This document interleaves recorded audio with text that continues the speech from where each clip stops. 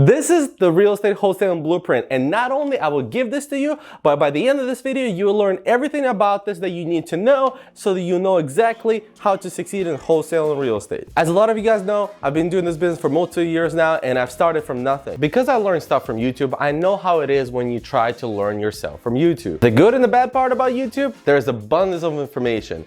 There's so much of it that you probably can find the correct information. The problem is finding it, identifying what is the correct information, what is not. So the reason why I created this is to provide it to you, so now this can be your guidance through the process of learning real estate wholesaling. So here's how I suggest watching this video. First of all, I suggest writing stuff down as I go through it if you want to add any remarks or questions in your head. Or you can just go ahead and click the link down below under this video and download this exactly PDF file so that you can follow through. So here's how this is gonna work. We're gonna go step by step over this blueprint, and I'm gonna talk about every single part. Then after this video, you're going to search every single little part about this blueprint and learn about that exact thing separately. I have multiple of these videos on my channel, so there will be a pop-up on the right side every single time I talk about a certain topic. So if you want to click on my videos, you can do that as well. Okay, so let's start. Honestly, one of the biggest things wholesalers struggle with, and the messages I get on Instagram a lot, is that they don't know where to start.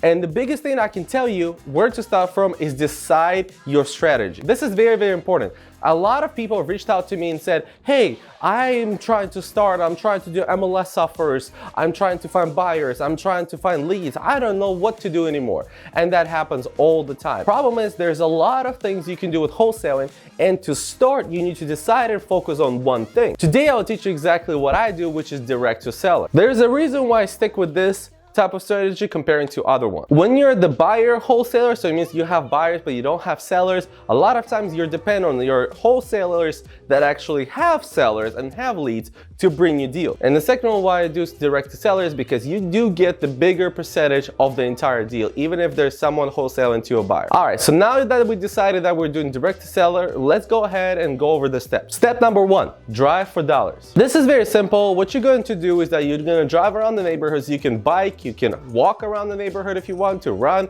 drive, whatever you would like, and you're literally going to try to find properties that look distressed. And the best way to do it is actually to use the PropStream mobile app. So what you will do is that you will actually be on the PropStream app, and you're gonna scroll down, you're gonna look at different type of areas, or you're gonna be walking, you know, it will show exactly where you're walking, and you're gonna click on the property. When you click on the property, certain things will pop up about it. Then you are gonna go through and click a different one and maybe add it to your list.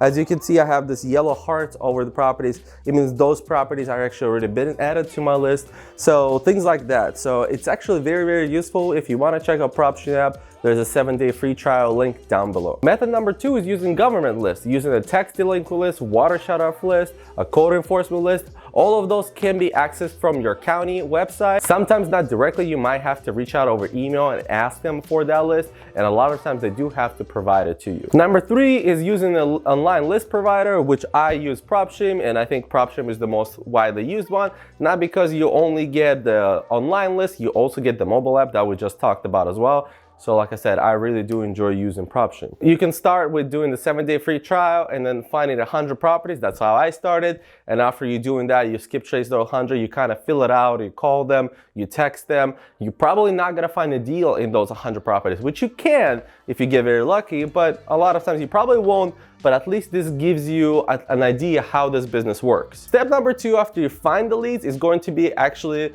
finding the phone numbers for the lead. This is very simple. You're gonna use a skip tracing service. There's free skip tracing services. There are paid skip tracing services.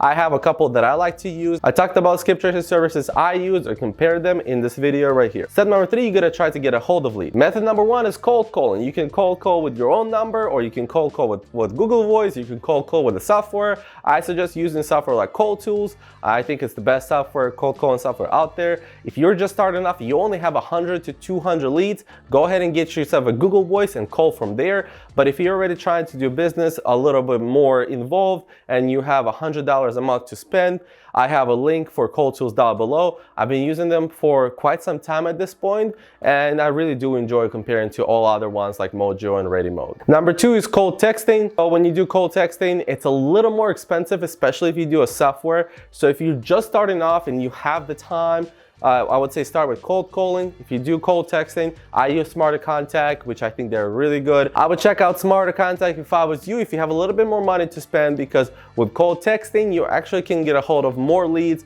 and potentially can bring you more deals. Cold emailing, this is a very gray area for wholesalers. A lot of wholesalers don't do cold emailing, and the ones that do don't really know how to do it properly.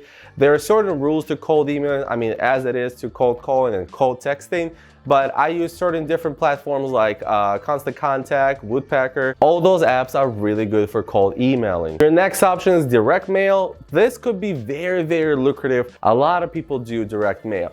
I don't personally do it because it is much more expensive to do it than cold texting and cold emailing or cold calling. However, I am considering doing it in the future, of course. I have done it in a couple of times. I've handwritten a couple of letters. It was like 100 letters a week for like a month I've written them, and that was pretty good. I've also did like a paid campaign of a certain city that I was very interested in. A couple leads came through, nothing solid, but I think if you kept doing that, you would definitely get some leads. Another option is door knocking. I've done it once, and to be honest with you, it's a good way. I'm just not a person that could go and door knock. If you're a person that looks a little bit better than me, and what I mean by that is that if you don't look as threatening for some reason, being 6'2", you know, over 200 pounds, big guy with a beard and everything, people are not very willing to open the door for you. They're kind of worried, they're kind of scared. I mean, people are kind of weary about everything nowadays, so I think if you have a little bit more of a welcoming face to you, so I think door knocking could be a good way to go about it. After you get a hold of the seller, the next step is actually putting the property under contract. During this process, you're gonna need to negotiate, run some comps, determine that the property is worth it, and after doing that, you're going to put a property on the contract. Trust me, in the beginning, you're probably not going to exactly understand what the property is worth it because you don't know the entire business yet. And that's okay, but you need to do to the best of your judgment, try to determine what that property is worth per square footage in the area and run the comps like that, and then go from there, make an offer, and then promote it to buyers. And maybe buyers will give you an input, especially if multiple buyers gave you the same exact input, then you can learn as it goes. Trust me, you're not gonna know everything before you start. Make sure you know some stuff, and after you start, you just adjust and become better in the business. Now we can actually get to the next point, is finding the buyer. Where do you find buyers? And a lot of times that's the question that a lot of wholesalers have, and it's actually not that difficult. There's a couple ways of finding buyers. Number one is going to Facebook groups that are in your area, and if you have active buyers, they will be looking for deals constantly. Well, you can also go to on-site real estate groups, not particularly just Facebook. You can go to your local RIAs, which are real estate investor associations. Go to them and find investors there. You can look for cash buyers on PropStream. That's another good option. That's why PropStream is so valuable, is because you can actually, there's a toggle in PropStream where you can click cash buyers, and when you do that, it shows cash buyers in a certain area, all the people that bought a cash.